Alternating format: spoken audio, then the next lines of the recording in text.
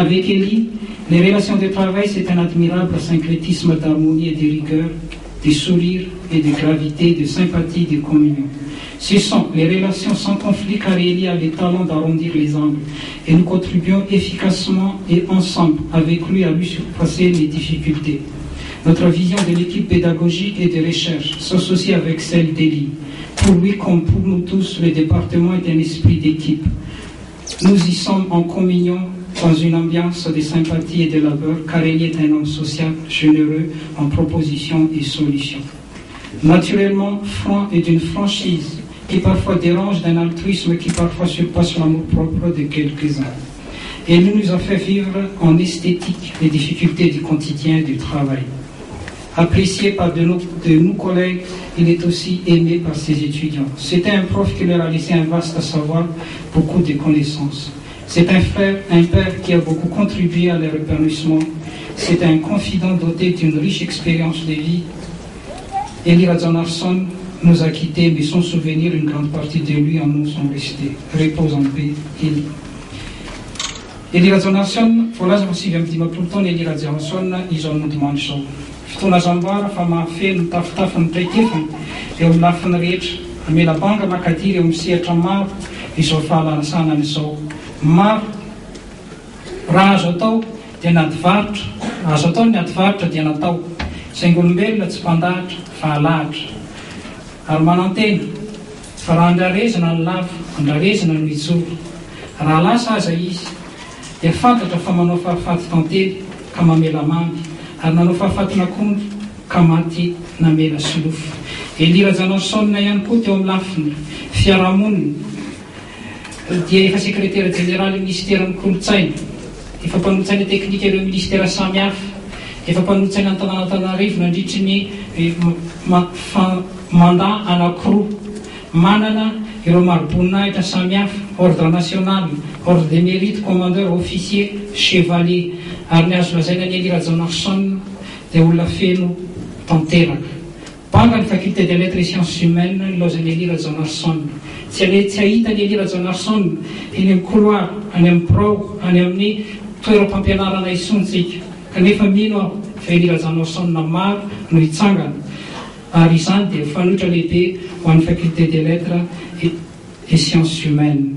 Élie Radzonarsson tsy maty ianao fa matory mandriam-piadana. Faculté des lettres et sciences humaines.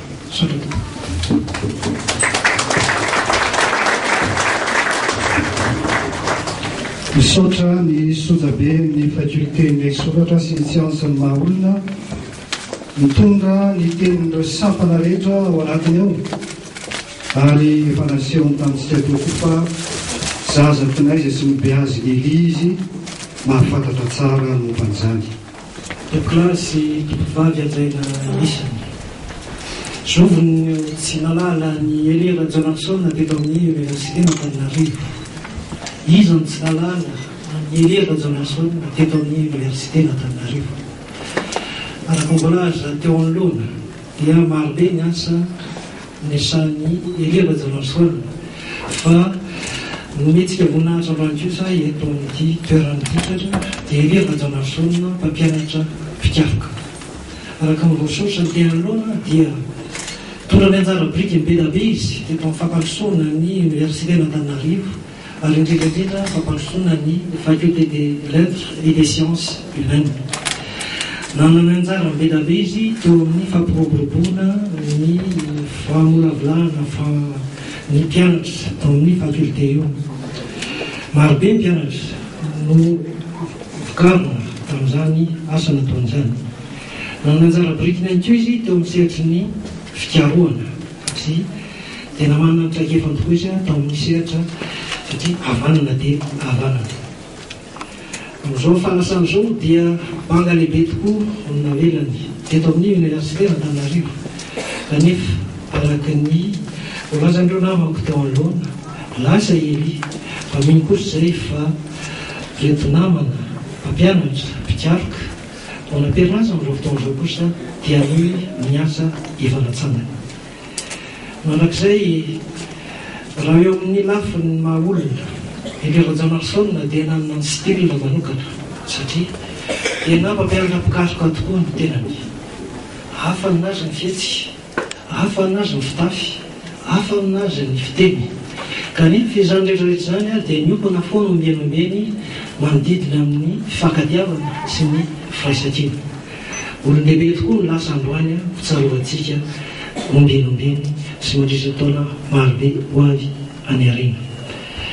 Na zany na zany ara nefa dia lasa tokoa Elia fa ny anarany dia ho sarotra tokoa ny anasaraka azy amin'ny anaran'ny Université n'Antananarivo. Izany teny tsotsotra zany no mbola teny hoentina ihany koa manamafy ny fampiononana anareo fianakaviana. Fampiononana izay hotononay amin'ny anaran'ny Université n'Antananarivo ary tononana ihany koa amin'ny anaran'ny Ministère amin'ny fampianarana-ambony sy ny fikarohana ara-siansa. Farany dia alohan'ny filaritsoany Elie Radonarson dia etsaka fihetsem-poka zay somary manahirana tompoko rahatsiny belabe hitoetra mandrakizay eto amin'ny anaran'ity Université n'Antananarivo ity ny anarany Elie Mandriam-Petana.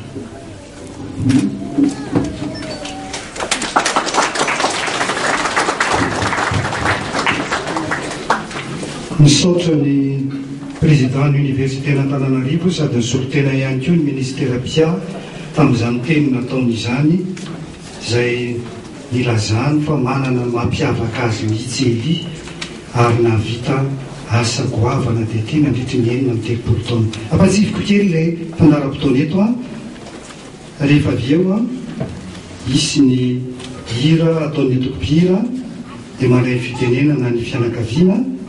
Rehefa avy eo sika mamarana n'le izy ao anatin'ny famaranana mbola hanao hira ihany koa reo tokopihira reo. Eo am-piomana n'le tokopihira manao hira misy lafiny anankiray lakotsiny lendry ohatrany tsy voantotra teto ka alao zany ilaza azy.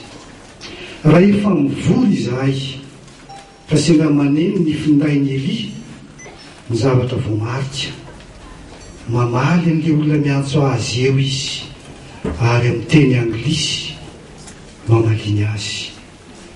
Reny olona reny any ivelany any vahiny namany Elie fa napetrany ihany koa maso vo mba anandratra ny kolotsaina malagasy. Tsy vitany hoe nanandratra ny kolotsaina malagasy fotsiny zany Elie fa nampanandratra amin'ny alalan'ireny namany maso vo eran-tany ireny. Koa nisy fitenenana teo hoe maty Elie manao fahafatana akondro mamela sofo, maty Elie manao fahafaty tantely mamela mamy. Dia miantefany aminareo zanany eto ny fitenenana hoe manao valahelo endry mahaiza mitraka fa zanak'olomanga.